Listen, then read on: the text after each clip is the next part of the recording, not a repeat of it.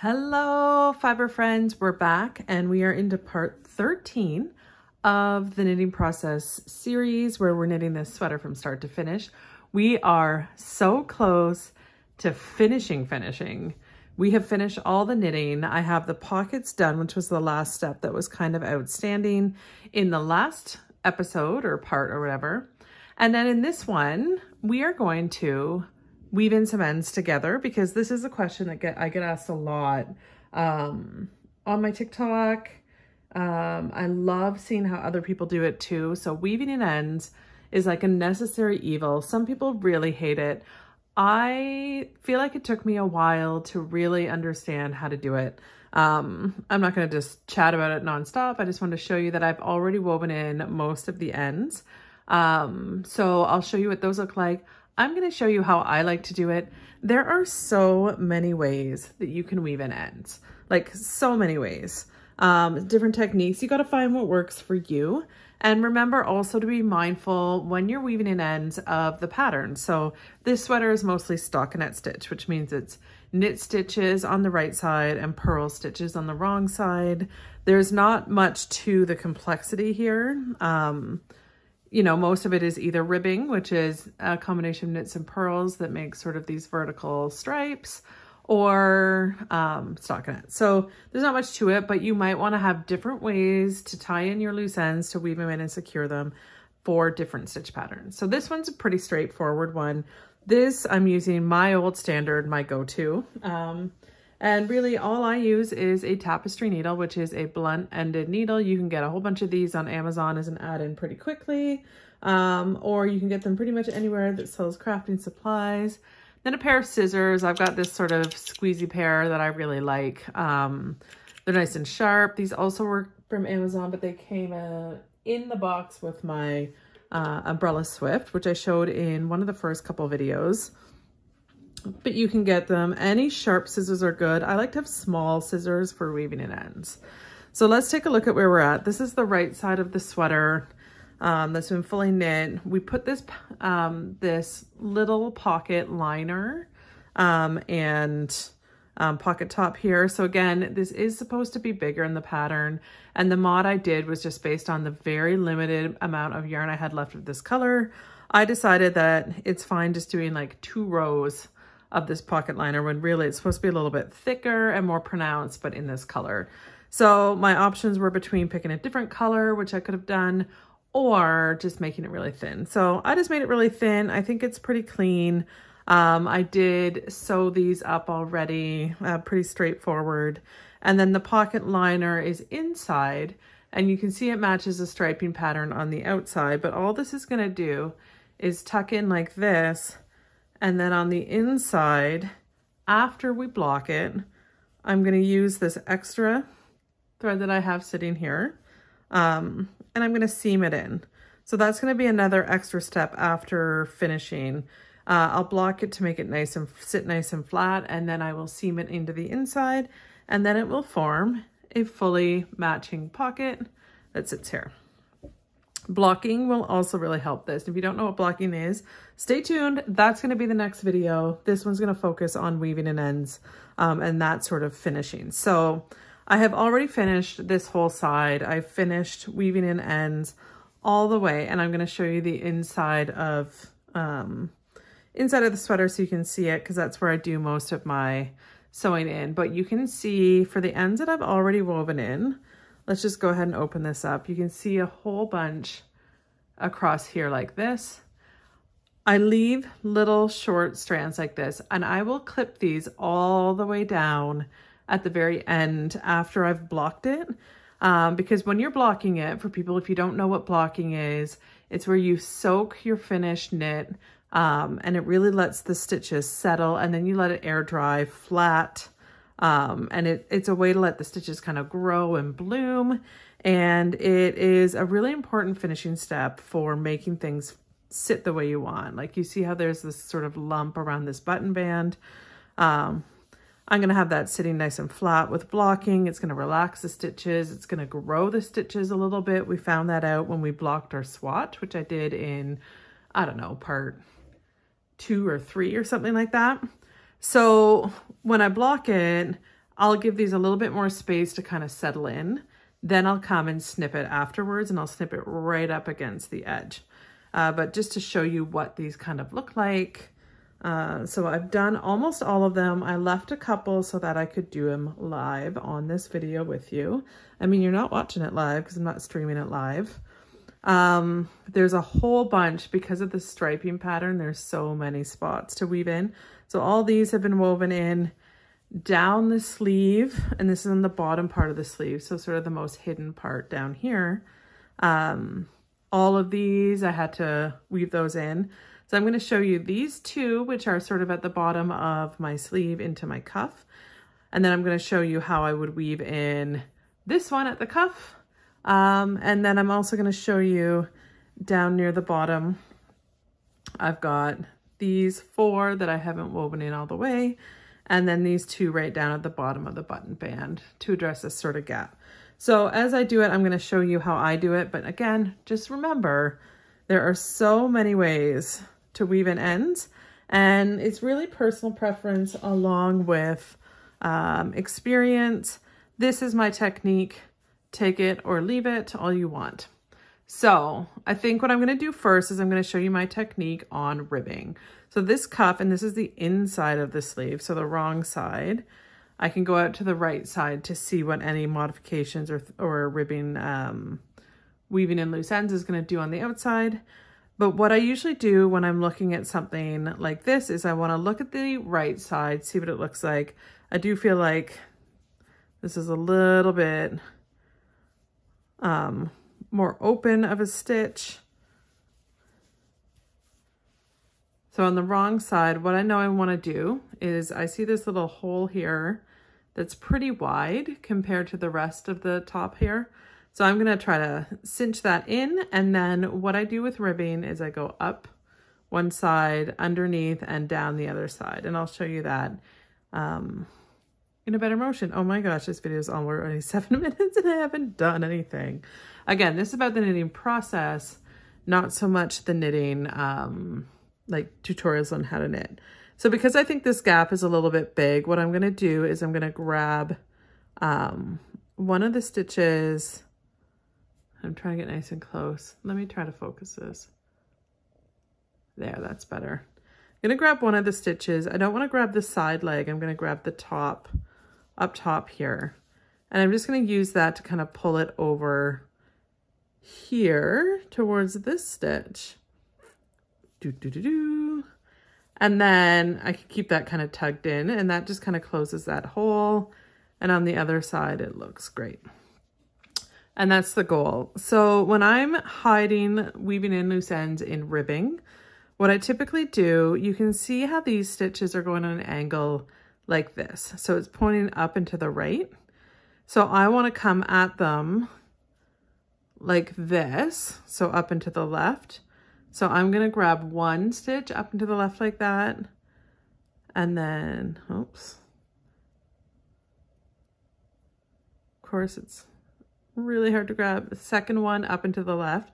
So I'm kind of going across the leg of this stitch. Now these are knit stitches, but I'm on the wrong side, which means these are purl stitches on the right side, because purls are the backs of knits and knits are the backs of purls. This is awkward to do. Okay. And I can go up as far as I want. I typically like to go up a decent distance like that, or to keep it simple, you could go all the way to the top. But either way, I'm going to pull that through. And then this is one of the biggest tricks that I've learned over years of trying to weave in loose ends. Now I'm going to pull and stretch that out so that it's not pulling really tight. So when it's pulling really tight, it becomes really obvious and it really constrains the stitches. So now I've basically doubled up all these stitches. You can see that they're kind of looking a little bit different. Again, this is on the wrong side. Then I go underneath one full V like this, and I come through.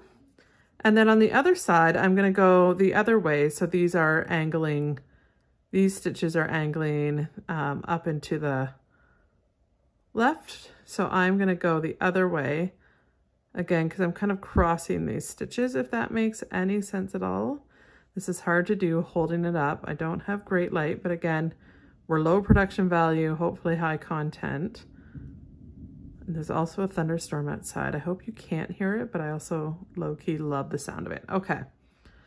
So you can go down as far as you want. Again, it doesn't have to go all the way. I typically like to not go quite all the way. Then I'm going to pull it through, and again, so the yarn has come up here, over here, and down here.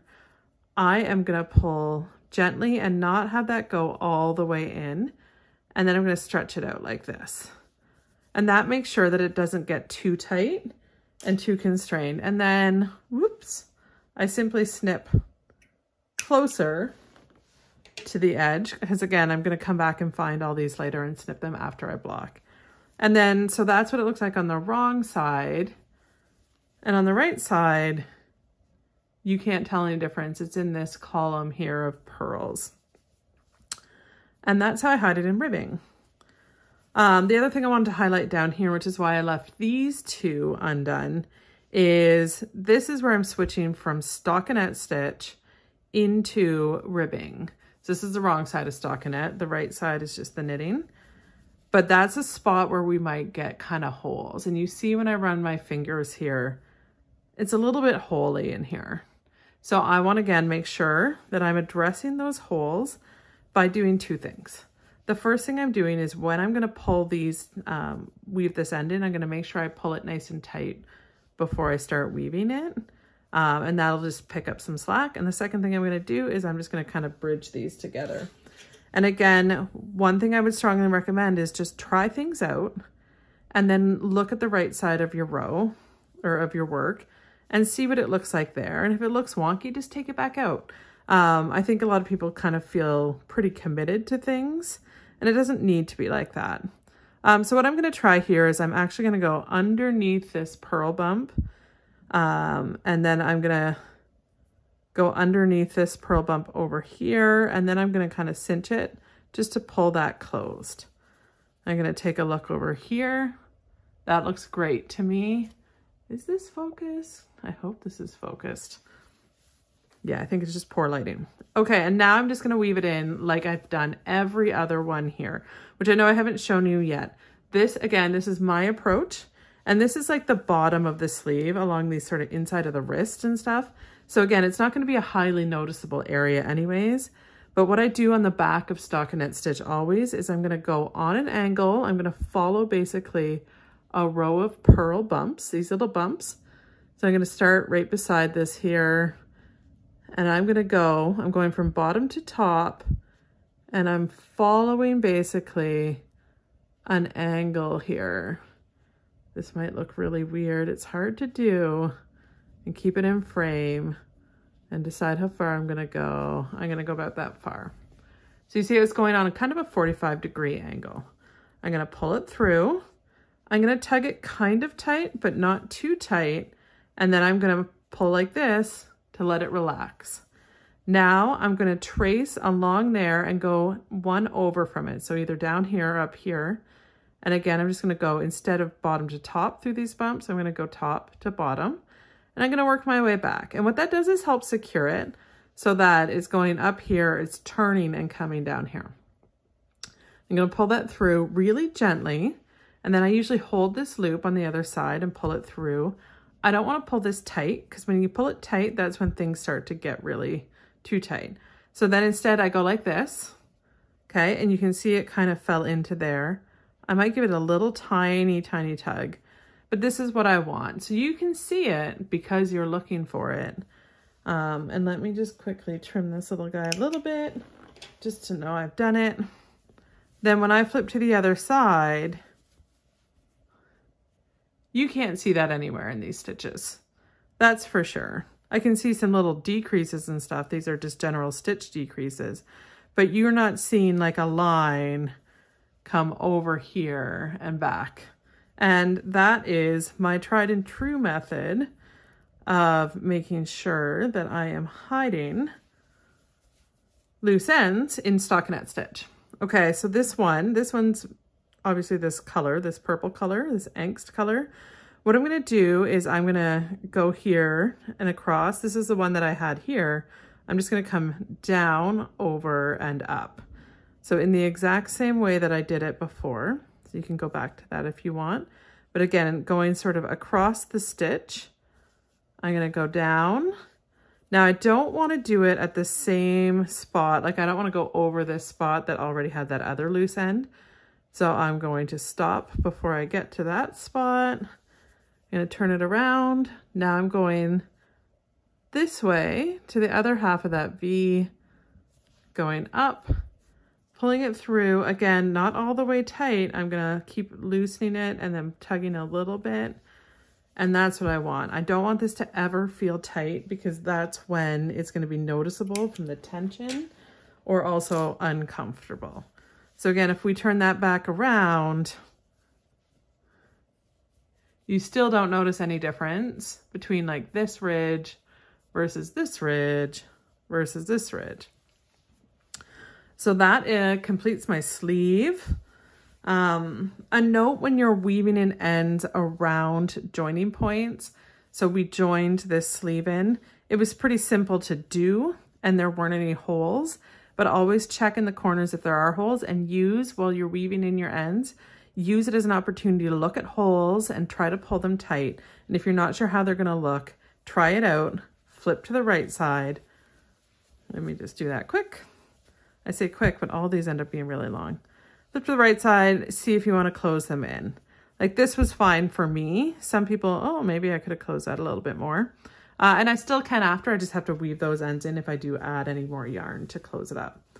Okay, so then the only other part that's left, aside from I did weave them in on the pocket liners the same, did the exact same thing where I took an end and then I went zip and over and zip. And then I'm going to block these and seam it. So there's going to be more ends to weave in when I seam it, but that is for a post blocking finishing item.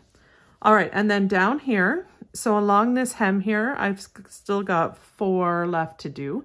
Oh my gosh, we're at 17 minutes. So I might not do all 4 on video, but I will do this one just to show you. I don't treat the seam ones any differently. Some people might try to hide it in this seam because again, we're on the wrong side. So this is on the inside, but I usually say if it ain't broke, don't fix it. So I will just use that same technique again, which is going to be on the wrong side of stockinette. So on the purl side, I will just go up at a 45-degree angle, going from bottom to top, tracing it up, pull it through, stretch it out, and then follow that trace. Now going sort of top to bottom on those purl bumps right beside it. So not in the exact same stitches, but just beside it. Pull that through with leaving this little loop here. Stretch it out, tug a little, stretch it out. You're trying to get this to sort of sit flush without pulling on the stitches. So there's that one. I'm gonna leave these 3 because this video is already long enough, but I would do them the same way. I would do these 2 the same. So the purple would come up into here. The gold would come down into here, not hitting the same stitches as this one, but go this way. And again, if you do want to see what the other side looks like, you can't tell at all. It's beautiful. And then with this purple or burgundy one, I would probably actually either put it in this seam here, just the same way I do with ribbing, or I would move it over by going like through here and maybe through here. And then I would go and do it like I would do in ribbing, like I just did on the sleeve cuff. And then down here, I wanted to highlight this part because you can see, and let's see if we can see it. See how it's got this little gap right here where my finger is? So it's not exactly flush. And when we join it, we just want to join it nice and flush. And let me show the other side of the button band and where it joins. So I've actually made that a pretty nice straight across. And then when I block it, I'll make sure to sort of pin that section, which that'll be for the next video because we're almost at 20 minutes already. Okay, so what I want to do is I'm going to hide these loose ends the exact same way by just hiding them in the ribbing. This is a 1x1 ribbing here. This is a 2x2, but it's the same thing. On the wrong side, use those knit stitches to do it. But I want to make sure before I actually do that, that I'm tightening up this little gap. So again, I'm going to thread my tapestry needle. First thing I'm going to try, and this is, I'm on the right side right now, is I'm going to just kind of go through this V, see what I think there. And then I'm going to kind of go in the back of a couple of these stitches, just because I can hide things nicer through the back of the stitches. But the only thing that matters here is whether or not I think it looks nice. Then I'm going to bring this yarn over to the back because this is the right side. And do I think that looks pretty smooth? And could I block it to be flat? Absolutely, I do. So then I'm just going to come to the wrong side. And again, I'm going to pick this ribbing. Overall, it can take a while to do the loose ends. This one had quite a few because every time I switched colors, I had loose ends. Solid colors won't have nearly as many. It's really just where you're joining things or where you are, whoops, that was a silly mistake. I went through, but the yarn wasn't actually threaded through my tapestry needle. So now I need to go through again. Actually threading the yarn through. But what was I saying? Oh yes, if you have a solid sweater, you really only have to join when you change colors, if you change colors, or when you start a new skein of yarn. Remember, once you do this, you go through underneath and then you go the opposite way to cut across the stitches of the other V.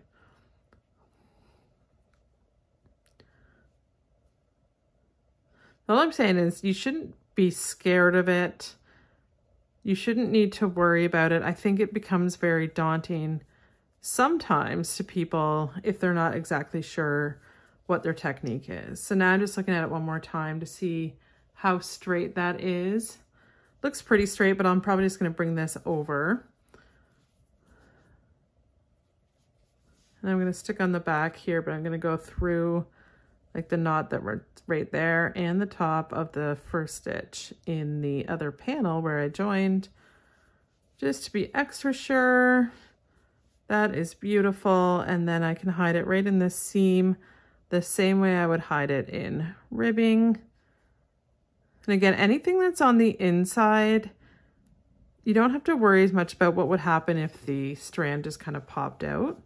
But I like to treat it all like it should all kind of disappear altogether. And just remember, I know that these have not disappeared. I still need to snip them a little bit. Don't forget you're stretching. I'm going to pull that in. I'm going to stretch it out because you don't want tight woven in ends. Snip that. Okay. So I'm going to do these other three off camera. You don't need to watch that.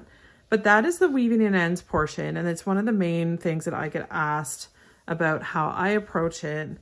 But overall, that means this sweater is so close to being done. The next video will be blocking and we'll have a lot to talk about and we'll be pausing and picking up different things at different times. But there'll be a lot to go through because that's probably the second biggest thing I get asked besides weaving in ends is about blocking. And I'll make sure I take some photos before and after blocking and I'll put those on my Instagram or on my TikTok or on both so that we have that for posterity to see the difference. But you are going to freak out when you see the difference between this sweater and the first time I knit this same pattern where I picked the wrong yarn and the wrong tension and the wrong gauge, the wrong needles. Like, it was one of the first sweaters I ever made. And when I have these two side by side, you're gonna freak out. And hopefully it will inspire you to keep working, keep practicing, and keep going through and refining your own knitting process in the same way that I'm here sharing my knitting process, because you can make things work so much better for you the more you refine your craft. The better you get at it, the more comfortable you get at doing it. This has been knit. I started knitting on June 1st. It is now June 19th. So this is 18 days. By the time I block it and fully finish it, which is just sort of seaming the pockets and then snipping off the ends, I'm sure it will be 3 weeks, which is really fast to knit a sweater. Don't get me wrong. That is really fast. The weather has cooperated by being rainy and keeping me indoors a lot. And that's super fast. And this is not like some sort of thing where you should try to be knitting it that fast. But you get at a pace where you feel comfortable. And because I felt confident in the planning as I went along, and made adjustments and modifications as I went, I ended up being able to knit something that I know I'm going to love and I know is going to fit me how I want. Very confident about that. And I had the confidence to just keep chugging away at it. And now I'm just rambling, so I'm going to stop. Thank you so much. Hope to see you back very soon for the blocking video. And then after that, it's literally going to be just, let's put it on our body. Let's see how it goes, and see what the end result finally is with the finished, fully done garment from the knitting process. Sorry, it's a long one. I really rambled. Have a good one.